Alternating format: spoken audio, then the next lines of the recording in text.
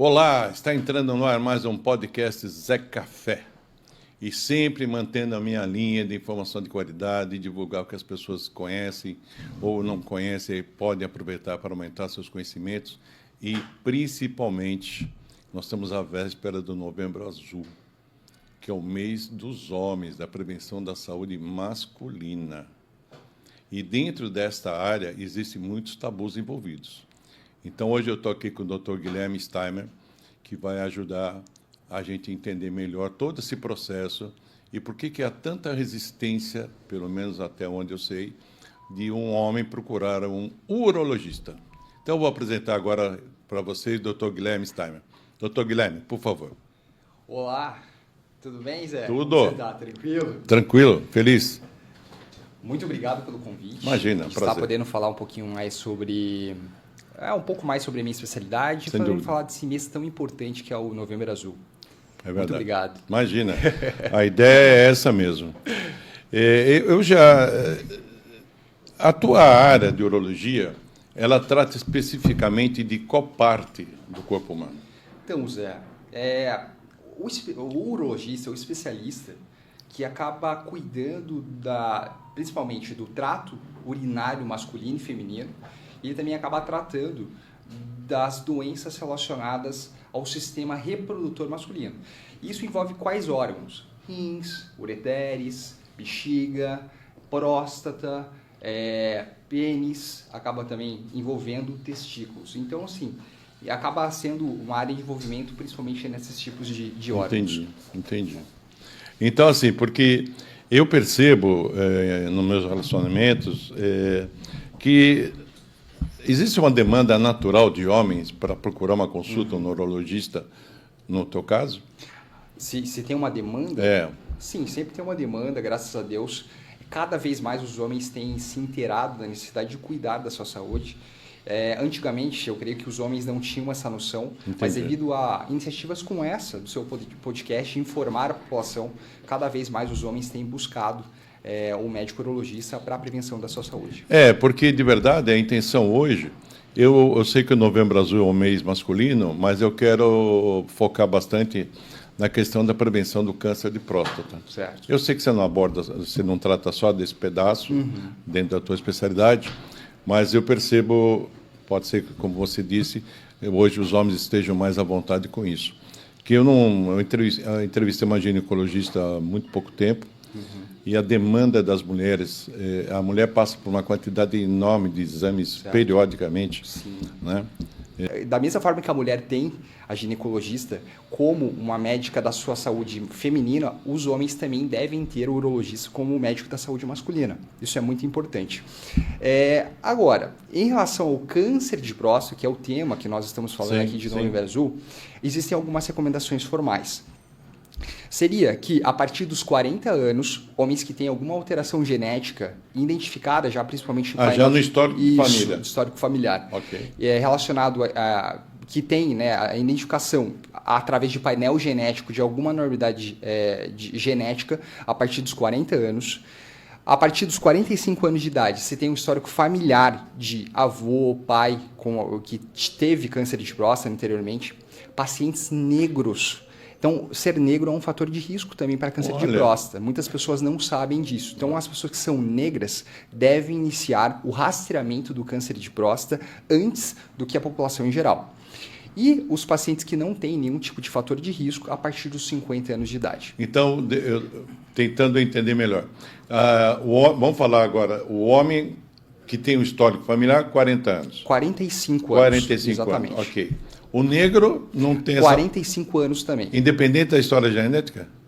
Se ele tiver, por exemplo, já a história um genética, o painel importante. genético, por exemplo, ele tem uma história familiar de alguém que teve câncer de próstata. Okay. E aí ele vai fazer um painel genético, um exame que vai avaliar os seus genes, e ele identifica, por exemplo, um gene como BRCA1, BRCA2, aí sim ele tem a necessidade, por exemplo, identificado esse tipo de anormalidade genética, aí sim ele tem a necessidade de iniciar o rastreamento antes. Se não, apenas uma história de familiar a partir dos 45 anos de idade. Que é antes do branco. Que é antes da pessoa, exatamente. Interessante. Para mim é um fato novo. Que bom que nós estamos divulgando isso também. Porque eu acho que todo mundo fica pensando nos 50 anos só. Exato, né? exatamente. E normalmente as pessoas te procuram, independente por queixa ou por prevenção. Então, geralmente o homem acaba buscando o urologista por queixas, infelizmente. A mulher já tem essa tradição de buscar, por exemplo, a ginecologista, seja qual for a idade, né? Desde cedo. Muitas mulheres, assim, vão buscar já na adolescência o ginecologista. E o homem não tem não é típico para ele. Então, ele acaba buscando apenas quando há algum tipo de anormalidade, quando existe algum tipo de problema de saúde. Isso é errado, não é correto. Porque, queira ou não, é um ato de coragem você buscar uma ajuda, de certa forma, para manter a sua saúde. Nós precisamos estar bem com a saúde em dia para que nós possamos desempenhar as nossas atividades habituais do dia a dia da melhor maneira possível. Então, os homens devem ter um médico de confiança para manter o acompanhamento regular. Isso é uma coisa que eu absolutamente concordo. A questão do câncer de próstata, ele pode ser diagnosticado de quais maneiras? Então, geralmente a junção de 2 exames que nós definimos se o paciente precisa, por exemplo, continuar com a investigação do câncer de próstata. Okay. Seria o toque retal, que é possível de ser feito no consultório, em consulta médica, e também o PSA, que é um tipo de exame de sangue, onde você avalia o Prostate Specific Antigen. Ele não é específico do câncer de próstata, mas ele é específico da próstata. Se ele estiver aumentado, isso nos diz, associados com outras informações, por exemplo, igual o toque nos traz, que se juntando essas duas informações, tanto do toque retal como do PSA, a gente decide se vale a pena ou não submeter esse paciente a uma biópsia prostática, que é ela que vai acabar identificando se o paciente possui ou não o câncer de próstata. Ou seja, é feito um exame anatomopatológico, é feita uma biópsia. Tá? E a partir disso, se é identificada nessa biópsia que esse paciente possui um câncer de próstata, esse paciente está apto a ser submetido a um tratamento. Eu estou entendendo, então, que existem esses 2 exames, o de toque e o PSA, certo. Mas o PSA não exclui o toque não exclui, na confirmação. Não exclui. Um PSA baixo não quer dizer que está tudo bem. Exatamente. É necessário fazer os 2 em associação. Porque muitas vezes acontece o seguinte, existem alguns tipos específicos, por exemplo, de câncer, que o PSA não sobe tanto. Olha. Então, por isso é muito importante fazer o toque retal. O toque retal é fundamental. E o que a gente identifica no toque retal? Aqui é importante falar isso. Anormalidades anatômicas, ou seja, calcificações, lesões, por exemplo, nódulos, lesões calcificadas, lesões que são heterogêneas. Isso nos sugere que esse paciente pode ter o câncer de próstata.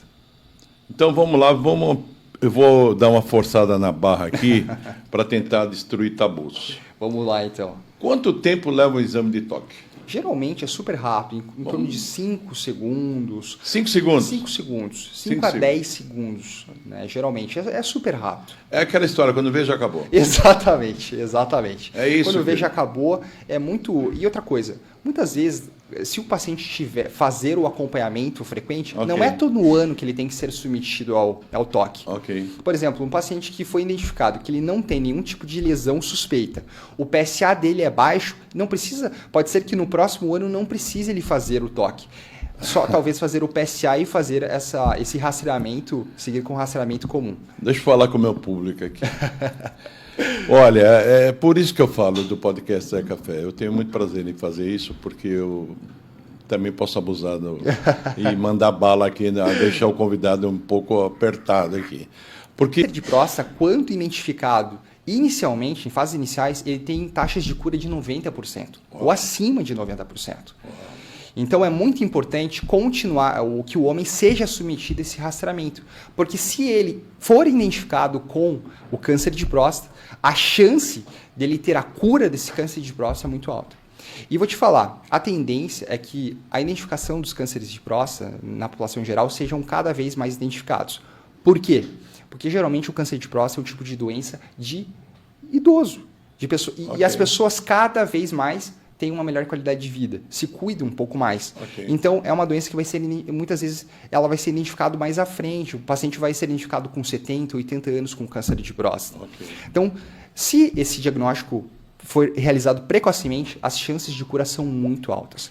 E o que tem também transformado o diagnóstico, assim, melhorado as taxas também de cura, são as tecnologias que acabam surgindo.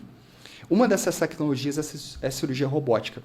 A cirurgia robótica vem transformando o tratamento do câncer de próstata, porque ela é um tipo de instrumento utilizado pelo cirurgião que acaba proporcionando um detalhe cirúrgico, né, do campo cirúrgico muito maior, uma precisão que é muito maior, porque o robô não deixa o cirurgião acabar tremendo, uma menor chance de sangramento e também uma recuperação muito mais rápida, podendo fazer duas coisas que são fundamentais para o bem-estar do paciente. Possivelmente mantendo a continência e também a função sexual, que as pessoas, grande parte das pessoas não sabe. A cirurgia robótica bem realizada, ela pode manter a função erétil. O paciente pode ter o câncer e ainda manter a função sexual. Olha, outra coisa que também é tabu. Ah, mas se eu operar a próstata, eu vou ficar broxa, usando a palavra. Nem sempre. Temos chulo agora. Exatamente. Vou broxar, não é bem assim. Não, é porque, veja bem, um detalhe técnico, Zé, acontece o seguinte, os nervos que acabam fazendo a ereção acabam passando do lado da próstata. E com a cirurgia robótica, como a gente tem uma magnificação da imagem de 10 a 15 vezes, a gente tem um detalhe muito maior do campo cirúrgico. Então a gente consegue fazer uma dissecção da próstata, evitando essa lesão dos nervos com muito mais facilidade. Muito interessante, quer dizer, e como você falou num pedaço da sua fala, o robô não treme, né? Exatamente. Não treme. E você ainda trabalha com uma visão melhor. Muito melhor. Do que numa consulta, numa cirurgia dentro de um centro. Exatamente, uma cirurgia por vídeo que a gente falaria, né? Interessante. Pare com essa frescura de deixar de ir ao urologista. Eu sei que a margem diminuiu, ele comentou isso agora. Mas essa margem tem que zerar. Vão ao urologista. 5 segundos. Ninguém vai se apaixonar, não precisa levar flor para o urologista, não precisa deixar caixa de bombom, nada. É um exame médico. Ponha você um espéculo para ver se você gosta. Faça uma mamografia. Exato. Faça um Papa Nicolau. As mulheres são mais fortes que a gente nesse ponto. Nós somos machistas. Tamanho de pênis é importante. Eu não vou deixar ninguém botar o dedo. Burro, você está se prejudicando, deixando lá na frente você pode ter uma doença grave. E aí, se for tarde, a cura é muito mais difícil. Você prefere 5 segundos no exame ou um câncer que vai te matar? São escolhas. São escolhas. Escolhas. Você pode escolher isso. Eu prefiro morrer velho com câncer, seja de qual for. Eu prefiro morrer jovem, o mais velho possível. Esse é o meu conceito de vida. E com qualidade, acima de tudo. Qualidade. Exato. Eu estou gordo agora, só para você saber, só para deixar claro para os nossos ouvintes, que eu estou me recuperando de 2 cirurgias da catarata. Eu treino todos os dias. Sim. Todos os dias não, mas eu parei 100 dias. Sim, por conta da recuperação de cada olho. Então, por isso que eu estou... Porque vai falar, o cara está gostando de estar acima do peso. Eu não estou nem muito acima do meu peso, a minha altura compensa um pouco. Eu queria deixar os últimos minutinhos para você.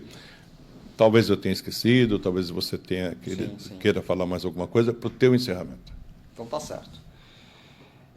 Assim, para aqueles homens que têm medo, né, de buscar o urologista, eu queria falar o seguinte, que eu acho que tudo que nós fazemos na sua vida, a gente tem que ter um propósito. E o propósito fundamental de nós estarmos aqui na Terra mesmo é servir o próximo. E a saúde, por que a saúde é importante? Porque a gente precisa estar bem para servir o próximo bem, para fazer as nossas atividades habituais. E o homem deve encarar algo que é do homem, ele encarnar essa autoridade, de certa forma. É a força, é uma característica do homem. Então ele precisa estar bem da sua saúde, mentalmente e também com o seu coração. Então, assim, se você está pensando seriamente, né, assim, se vale a pena ou não ir no urologista, vale a pena sim. Porque é um ato de cuidado, um ato de responsabilidade, um ato de maturidade. Você buscar cuidar da sua saúde. E, para finalizar também, Zé, eu queria falar um pouquinho mais sobre as minhas redes sociais, enfim, né? Falar que eu sempre estou divulgando. Eu divulguei a tua rede social. Exatamente, aqui. Sempre informação de boa qualidade lá. Bom dia, boa tarde, boa noite. Está entrando no ar mais um episódio do Zé Café. Hoje com um convidado que vai trazer um tema que é bastante falado. Eu vou apresentar para vocês o Dr. Rodolfo, que é especialista em direito. Ele é um advogado previdenciarista. Estou certo? Tá certo. Tá certo. Sou advogado previdenciarista. Isso. E ele vai se apresentar agora, mas eu sempre peço a vocês que curtam, compartilhem, divulguem esse vídeo, passem para os seus amigos. Nos comentários, vocês sugiram convidados, assuntos, coisas que eu possa tratar aqui, para divulgar informação de qualidade. Por isso que eu trago sempre pessoas aqui que são especialistas no assunto. Então agora eu vou deixar a palavra com o Rodolfo, que vai se apresentar. Rodolfo, por favor. Obrigado, Zé. Eu me chamo Rodolfo Merguizonha, sou advogado especialista em direito previdenciário, com ênfase aí no regime geral de previdência, que é o que nós conhecemos hoje como INSS. Eu sou formado desde 2010, na verdade 2010 foi o ano que eu fui aprovado no exame de ordem, mas trabalho aí inserido nesse universo do direito previdenciário desde 2003, na ocasião em que eu comecei a trabalhar no escritório de advocacia como auxiliar administrativo. Depois esse escritório me deu a oportunidade de cursar a faculdade de Direito. Eles acabaram pagando aí metade dessa minha universidade. Que legal. E mais para frente, depois que eu me formei, eu acabei virando sócio desses advogados que já atuavam na área do direito previdenciário. E depois, em 2019, foi quando nós dissolvemos essa sociedade e eu abri um escritório, que hoje é a Merguizo Advogados, junto com a minha irmã Raquel Merguizo também, com quem eu trabalho até hoje. Então, mas assim, você quase que foi levado com naturalidade para a área previdenciária. Perfeito. A minha esposa Raquel, ela até brinca com isso. Minha esposa também se chama Raquel. Ela até brinca com isso, falando que eu não escolhi o direito que me escolheu. Porque tudo foi caminhando para isso, né? Então, porque eu comecei a trabalhar sem pretensão nenhuma de me tornar um advogado nessa área e a coisa foi caminhando para isso, né? Acharam fator idade no meio. Tá? Então, só para te dar um exemplo, hoje a aposentadoria que a gente conhece como aposentadoria voluntária, até uns chamam, também preferem chamar de aposentadoria por idade. No caso do segurado homem, do trabalhador homem, você tem que trabalhar até 65 anos de idade e ter no mínimo 20 anos de tempo de contribuição. E no caso da mulher, 62 anos de idade e 15 anos de tempo de contribuição. São condições obrigatórias. São condições obrigatórias. Em que não era assim. Que não era assim não, porque você não tinha idade. Entendi. Você tinha um tempo mínimo a ser contribuído. Entendi. Que no caso do homem era 35 anos e no caso da mulher era 30 anos de tempo de contribuição. Que mudou. Okay. E o que foi que mudou, que foi acrescentado além do tempo de contribuição, agora você tem a idade, que como requisito de concessão da aposentadoria. Eu imagino que tiveram pessoas que estão para se aposentar e entrou o pedágio, vamos chamar assim. Exatamente, aí esse texto constitucional... Teve uma regra de transição, né? Perfeito, aí entraram as regras de transição dessas aposentadorias, por exemplo, por tempo de contribuição. Então hoje você tem, aí fazendo um resumo assim, bem superficial, nós temos hoje a regra de transição do pedágio de 50%, temos a regra de transição do pedágio de 100%, temos a regra de transição da pontuação, tá? E temos a regra da idade progressiva, que é assim conhecida, e também temos regras de transição aí, por exemplo, para aposentadoria especial. Tá? Puxa vida, quer dizer, quem tinha ali 34 anos de contribuição, com a mudança da regra, ele tem que seguir essas novas, para conseguir o máximo da aposentadoria possível, ele tem que trabalhar mais tempo, contribuir por mais tempo. Exatamente. Ou ter mais idade também, 65 para o homem. Por exemplo, esse caso específico que você trouxe, considerando um segurado que tem 34 anos de contribuição lá na data da reforma, que foi 13 de 11 de 2019, ele vai se encaixar, por exemplo, na regra de transição do pedágio de 50%. Porque faltava, na ocasião, 2 anos para ele se aposentar no caso do segurado homem. Sim. Então ele entra na regra do pedágio de 50%. Entendi. Agora, eu percebo também que depois que a pessoa consegue o benefício da aposentadoria após o tempo atual de contribuição, de idade, cumprir todos os requisitos, o valor da aposentadoria é indexado em algum índice financeiro, inflacionário? Não é mais. Hoje, o que existe hoje, aliás, existe faz tempo isso, desde meados de 1999. É uma média dos teus salários de contribuição desde julho de as atividades. O segurado ele tem que até tentar ver se achar algum contador da época, se esse contador está vivo, se tem os livros lá de registro guardados. Por isso da importância da carteira física ainda. Né? Porque acontece do segurado perder a carteira e aquele vínculo que não consta para o INSS, aí ele vai fazer uma consulta, por exemplo, na Caixa Econômica do Fundo de Garantia do extrato antigo para ver se esse vínculo constava lá, também não aparece, acontece. Não, é comum até, isso é bem comum. Você sabe que, não comparando, mas comparando um pouquinho, eu estou tentando minha cidadania portuguesa. Certo. Ok? Eu sou neto de português. E conversando com o advogado sobre isso, na época que o meu avô nasceu lá em Portugal, era tudo feito em igrejas.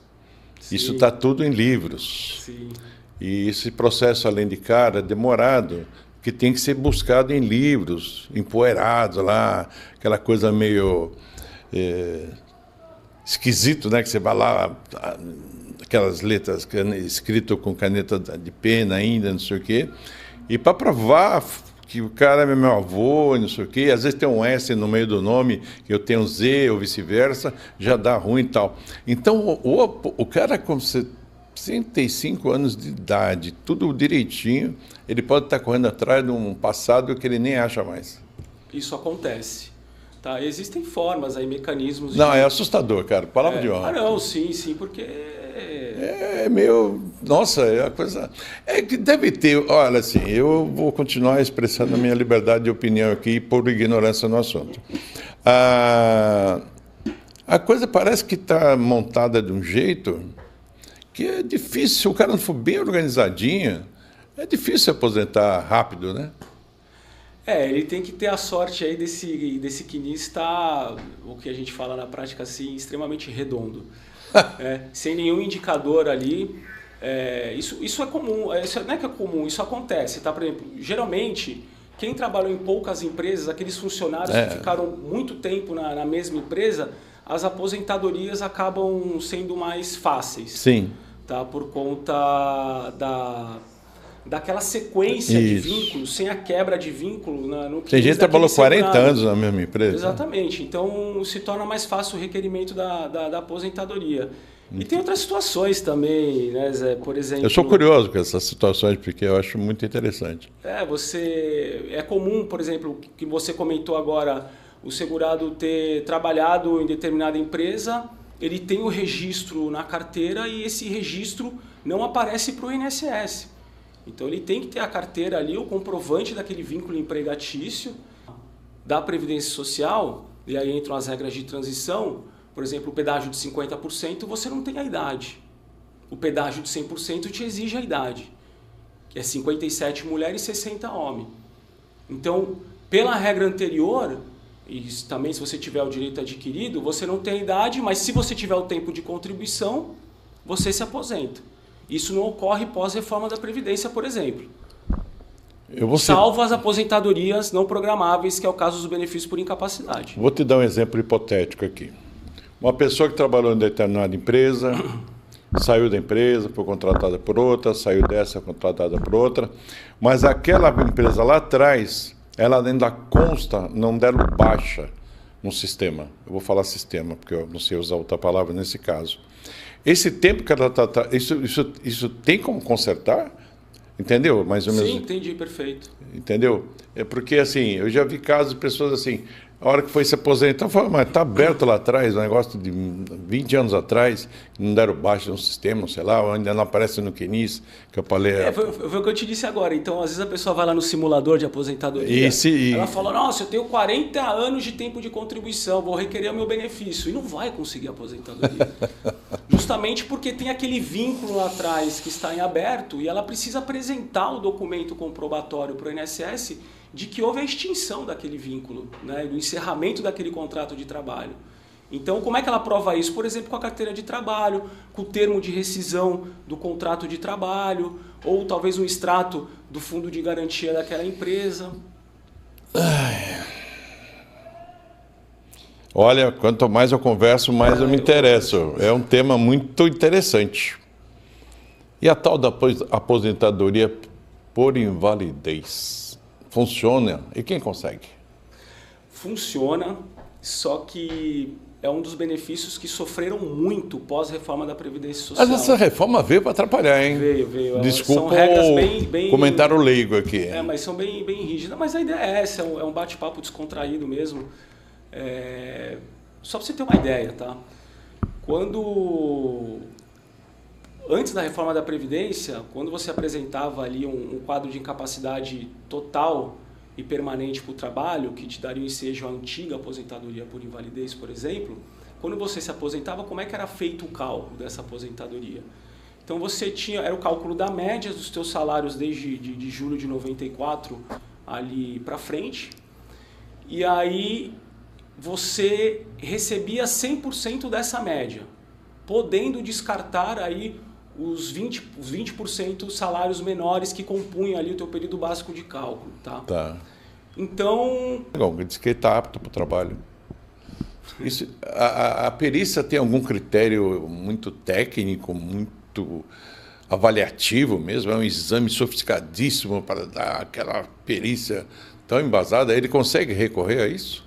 Ele consegue recorrer, sim. Ele tem que aí procurar um profissional especializado, porque se ele já houve a negativa perante a Previdência Social, se já houve o parecer desfavorável da perícia médica federal, então ele pode até interpor um recurso administrativo para o Conselho de Recursos da Previdência Social, mas que não é necessário ele esgotar também essa via administrativa, mas o que vai restar para ele vai ser o ajuizamento da ação, de uma ação previdenciária, pleiteando a concessão desse benefício. Se ele tem toda a prova ali, os exames, relatórios médicos que comprovem esse quadro de incapacidade para o trabalho, ele vai ter que acabar judicializando, não tem outra alternativa. E pela tua experiência, o índice de ganho de quem entrou com ação contra o INSS pela negativa do auxílio-doença, o afastamento, é alto ou é baixo? O INSS costuma perder? Eu não tenho esses dados, tá? Mas... Ô Zé, mas eu posso te dar por experiência, assim, você consegue reverter muitas vezes, essas situações, assim, justamente porque, no começo da pergunta que você falou, mas qual que é o critério? Às vezes não tem critério, essa avaliação. Às vezes o segurado, ele passa por uma avaliação pela perícia médica federal e depois ele chega no escritório e comenta isso, né? Pô, mas o médico nem me olhou, nem fez nenhum exame clínico. Tá? Então, isso é uma queixa assim, generalizada. Ainda mais agora, depois que eles criaram esse sistema de Ateste Med, que os benefícios por incapacidade são concedidos de forma remota, né? O INSS não tem feito mais, só em alguns casos, ele não tem feito mais a perícia presencial ali, né? Aquela olho no olho, e o teste físico. Então, por exemplo, você pega um segurado que tem um problema de coluna, por exemplo, que tem testes específicos para problemas na coluna. E esses testes não são feitos. E aí, como é que fica? Uau! Interessante. Trabalhei por conta própria sem carteira. Posso me aposentar? Você trabalhou por conta própria, mas o sistema é contributivo. Eu vendi balinha na rua. Então, existe algum auxílio social do governo para esse tipo de caso? Assim, se você tem hoje você tem a lei orgânica da assistência social. E dentro dessa lei orgânica... Está dentro do INSS isso? O benefício é concedido e gerido pelo INSS. Tá, ok. tá? Mas ele entra na parte de assistência. Primeira menstruação, o que se chama menarca. A idade da menarca hoje nas meninas, ela está em que idade mais? Tem uma estatística já para isso? Antigamente era mais tarde, hoje está mais cedo. A menarca ela ocorre, que é a data da primeira menstruação, em torno dos 9 aos 12 anos. Ela pode ser um pouquinho mais tardia em algumas meninas, a depender de alguns fatores. Uma curiosidade, né? Quem mora no hemisfério sul, onde é mais calor, tende a ter a sua data de menarca antes do que as que moram no hemisfério norte, onde é mais frio e mais escuro. A geografia interfere. Interfere então, a luminosidade. Então interferiu na minha, e depois eu vou falar a idade com que eu, na minha época, falava virei mocinha. Na minha... Também. Porque foi bem tardio. E isso me causou até na época, né? Uma dor, porque a minha irmã, que é mais nova que eu, ficou mocinha antes de mim. Olha, você vê, olha, uma primeira pergunta, assim, bem do início de tudo, já deu novidades aqui. É muito interessante. Porque, bom, a partir da menarca, primeira menstruação, essa mulher já pode engravidar? A partir da menarca ela pode. Então nós estamos falando de uma gravidez eventual de 9 anos. Se ocorrer alguma coisa, claro que nós temos um útero muito infantil, um então, corpo isso que não está por aí preparado. que eu estou caminhando, exatamente. Ela começa, né? Isso quer dizer o quê? Ela está no início da sua vida reprodutiva. A partir do momento que ela começa a menstruar, ela está liberando óvulos. Já está ovulando. Já está ovulando. Porém, essa liberação de óvulos nesse início, pelo menos nos primeiros 2 anos, é muito irregular. Então, é muito comum que a menina menstrue. Vamos supor, 9, 10 anos, aí no outro mês não vem, aí fica mais 3 meses sem vir, aí depois vem muito. Então ainda são ciclos onde os óvulos, eles ainda estão muito irregulares, mas sim, ela já pode engravidar. Então, já que a gente falou em gravidez, nós vamos entrar na anticoncepção, ok? Já, Zé. Você tem? Olha, não é à toa que eu trouxe reforço. Quando a gente fala, né, na menarca, e aí ela trouxe uma curiosidade pra gente, né, de região, né, de geográfico aí, que interfere, e me explica só um pouquinho o porquê dessa diferenciação da região. Cerebral. A luz, né? A luz, e inclusive outro fator, por exemplo, até o índice de gordura corporal. Então, quanto maior o índice de gordura corporal, às vezes ela pode também entrar antes na menarca. Tá explicado.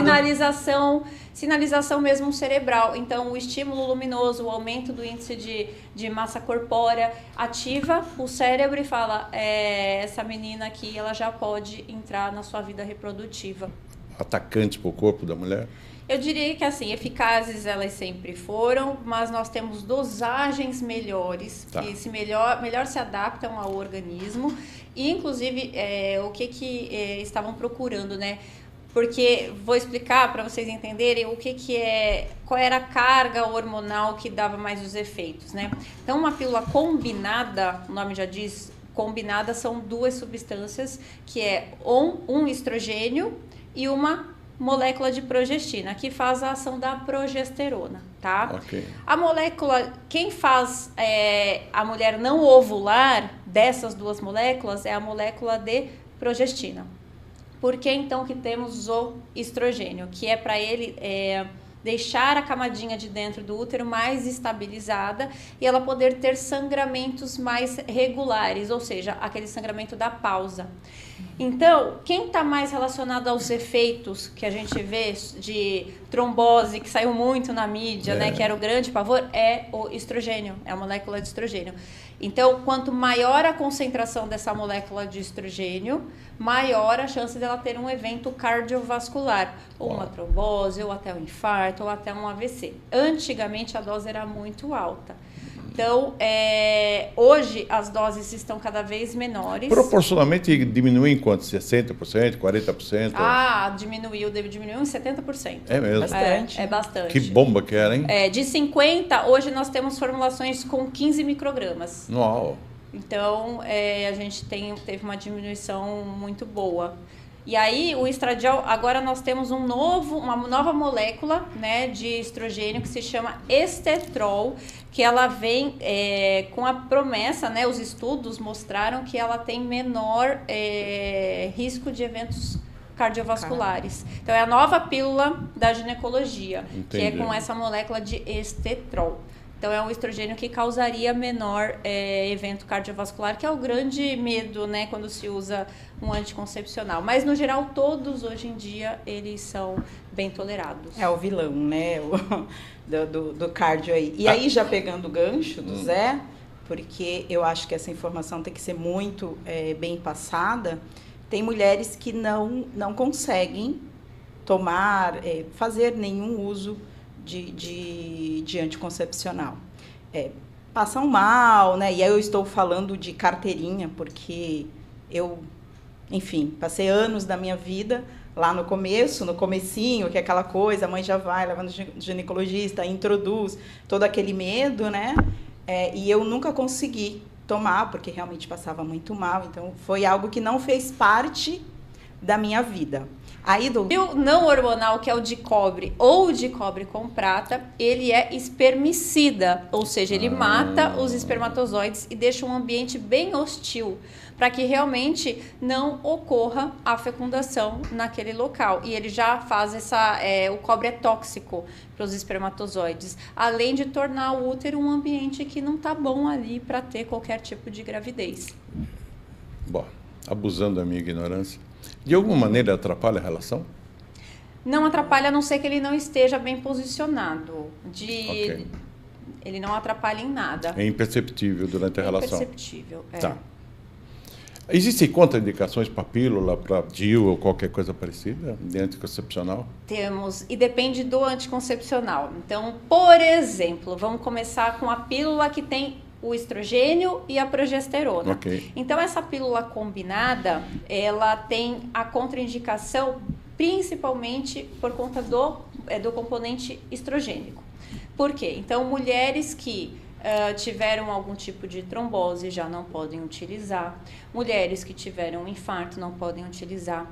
Mulheres com enxaqueca, nós precisamos dividir elas em algum grupo. A gente tem um tipo de enxaqueca que a gente não pode utilizar essa pílula acima dos 35 anos.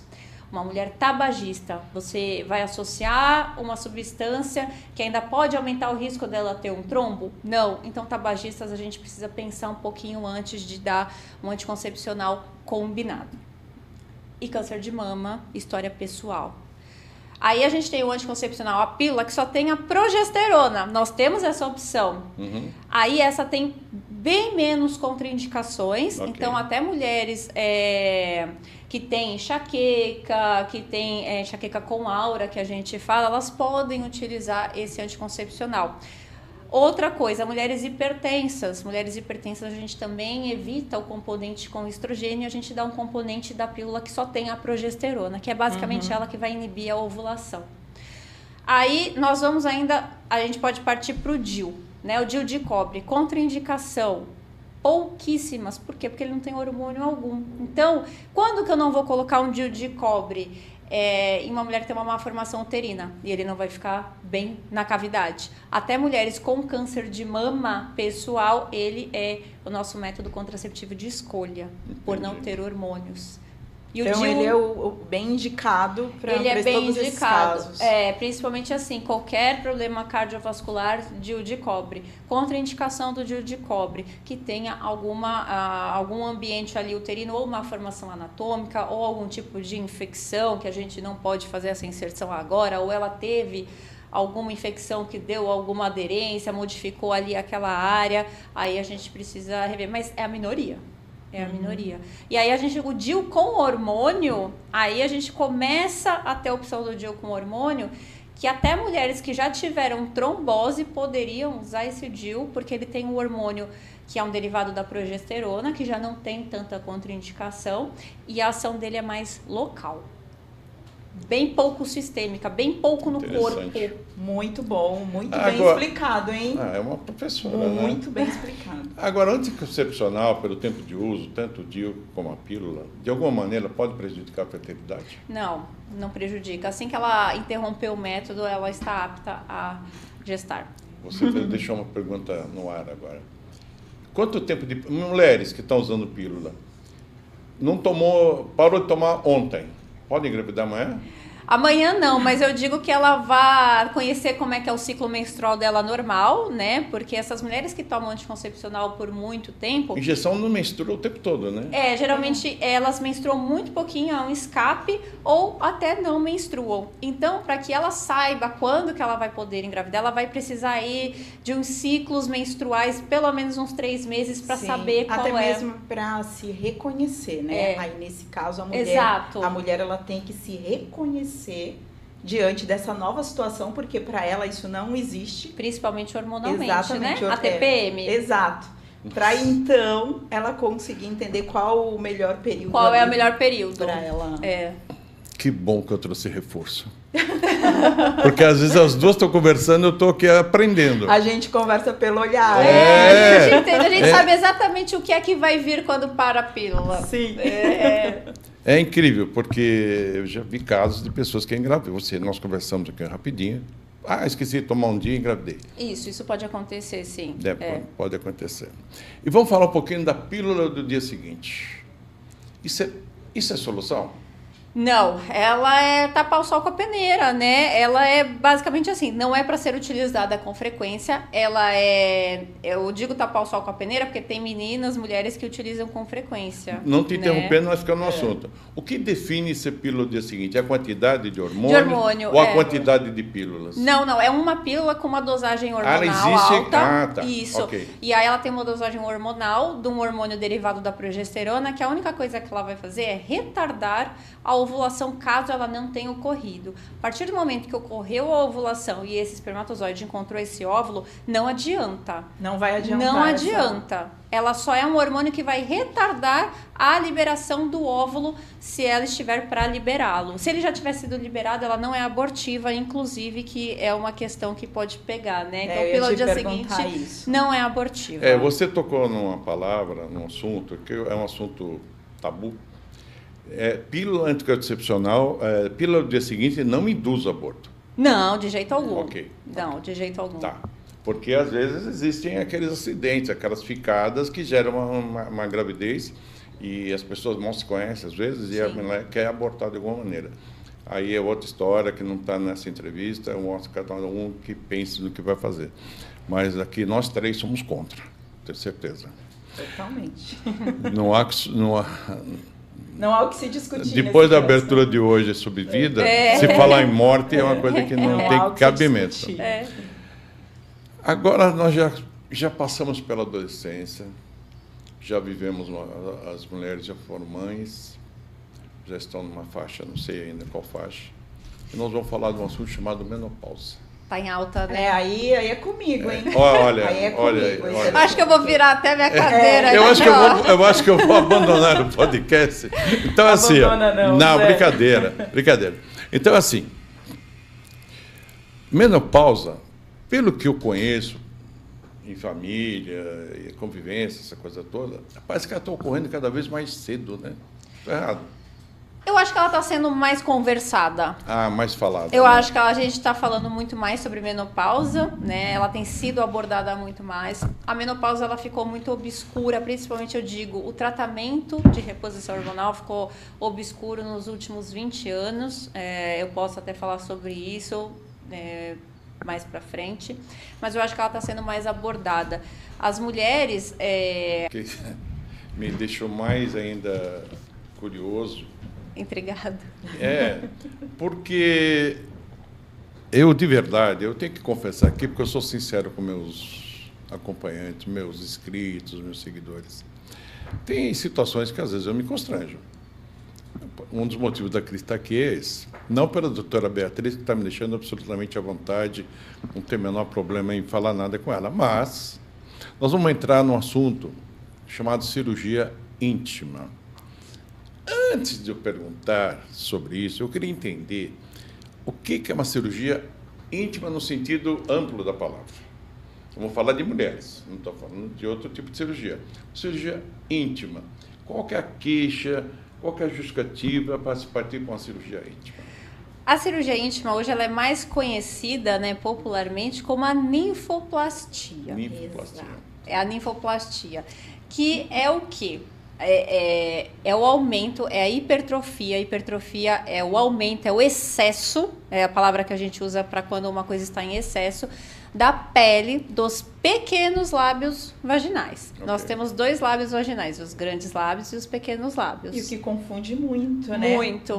Porque geralmente as pessoas acreditam que seja dos grandes. E não dos pequenos. É dos pequenos. A ninfoplastia, ela vem para corrigir esse aumento dos pequenos lábios. E que não existe um padrão. É muito importante que a gente fale também isso de que então quer dizer que acima de 4 centímetros ele já é grande, mas não me incomoda. E tá tudo bem, não existe um padrão de tamanho, nem de anatomia, nem de formato, nem de nada. A gente parte para a cirurgia íntima, que pode abranger tanto o preenchimento dos grandes lábios, ou até mesmo a redução deles, que é muito comum em casos de emagrecimento pós-bariátrica. É muito comum que os grandes lábios também fiquem flácidos, e a gente também tem cirurgia para corrigir isso. Então você está entrando na questão que eu ia te perguntar agora. Quando ela é indicada? A partir do momento que a mulher se incomoda, ela pode ser indicada. Eu não posso chegar e falar o que eu acho e te indicar a cirurgia. Então, assim, se não te incomoda, se a mulher não me procurou por essa queixa, eu posso até constranger ela e gerar uma dúvida na cabeça dela por uma visão minha. Por uma visão minha. Exato. Então, eu nunca sugiro uma cirurgia íntima, a não ser que ela me exponha que tem esta vontade. Eu não vou falar para ela, olha, você nunca pensou em fazer? Você não acha que é um pouco grande? Não. Isso vai da mulher. A partir do momento que ela se sentiu incomodada, pode fazer. É claro.